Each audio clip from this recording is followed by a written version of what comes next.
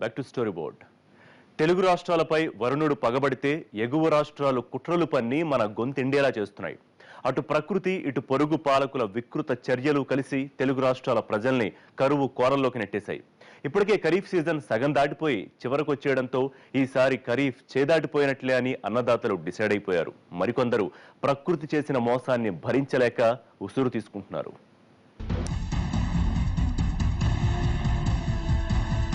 మనది వ్యవసాయ ఆధార దేశం. అనాదిగా కేవలం ఋతుపవనాల గమనాలపై ఆధారపడి అన్నదాతలు గాడిపడుతున్నారు. పంట చేతికొచ్చే సమయంలో వరుణుడు అకాలంగా ప్రకోపించినా, దుక్కి దున్నాల్సిన టైంలో వరుణుడి కరుణ లేకపోయినా అన్నదాత అల్లాడిపోవాల్సిందే. మేలో చుట్టపు చూపుగా వచ్చిన వానలు జూన్, జూలై, ఆగస్టులు దాటి వెళ్లినా మచ్చుక్కైనా ఇటు తిరిగి చూడలేదు. వరుణుడు ఏదో దూరదేశానికి వలస వెళ్లిపోయినట్లు ఒక్కసారి కూడా ఇటువైపు తిరిగి కొనవలేదు. మన రాష్ట్రానికి 132 సంవత్సరాల వలయం ఉంది. అంటే 66 సంవత్సరాలు చాలా పూర్ రెయిన్ఫాల్ ఉన్న వలయం అయిపోయింది. ఇప్పుడు 66 సంవత్సరాలు మంచి వర్షాలు వచ్చే వలయం 2001కి అయిపోయింది. ఇప్పుడు 2001 నుంచి మనకు మళ్ళీ 66 సంవత్సరాలు పూర్ రెయిన్ఫాల్ ఉండే వలయం ఉంది.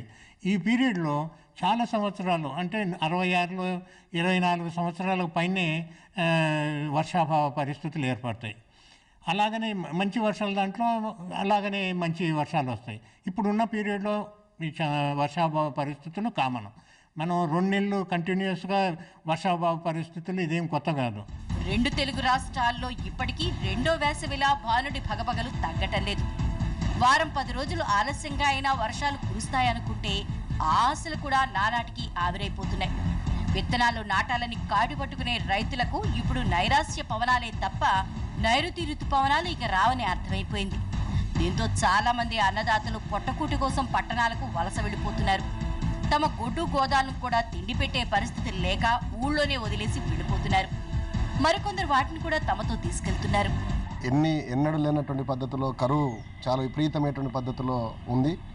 ఈ కరువు కాటకాలు మహబూబ్నగర్ జిల్లా కొత్తది కానప్పటికీ కూడా ఎప్పటికైనా కృష్ణా, గోదావరి నదులలో నీళ్లు వచ్చే సందర్భంగా గ్రౌండ్ వాటర్ పెరిగి బోర్లలో నీళ్ళు వచ్చే పరిస్థితి ఉండేది.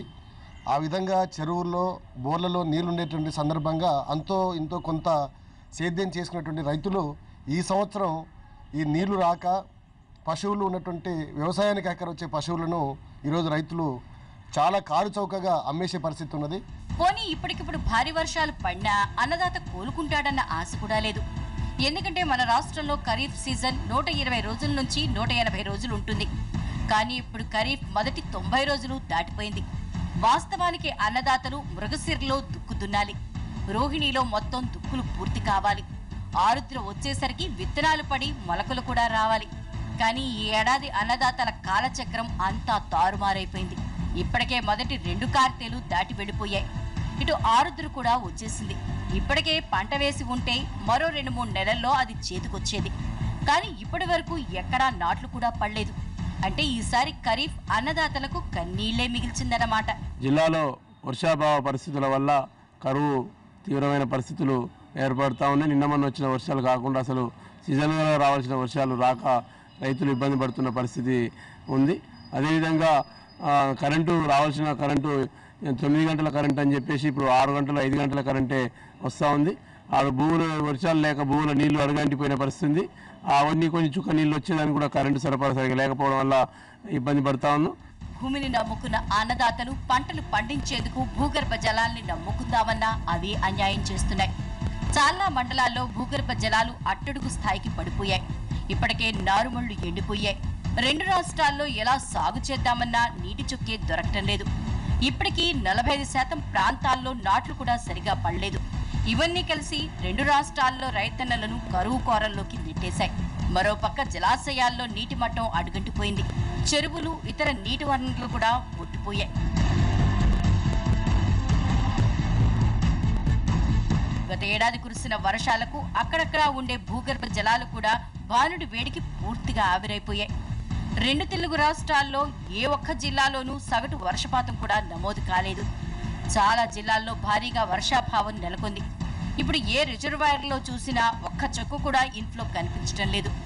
మొత్తంగా నాగార్జున సాగర్, శ్రీశైలం, శ్రీరామ్ సాగర్, తుంగభద్ర, నారాయణపూర్, కండలేరు, సోమశిల, వెలుగోడు ప్రాజెక్టులన్నింటిలోనూ నీటి మట్టాలు డెడ్ స్టోరేజ్ కి పడిపోతున్నాయి.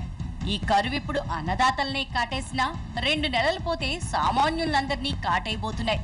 ఈ ఖరీఫ్ లో దాదాపుగా పంట దిగుబడి తగ్గిపోయింది.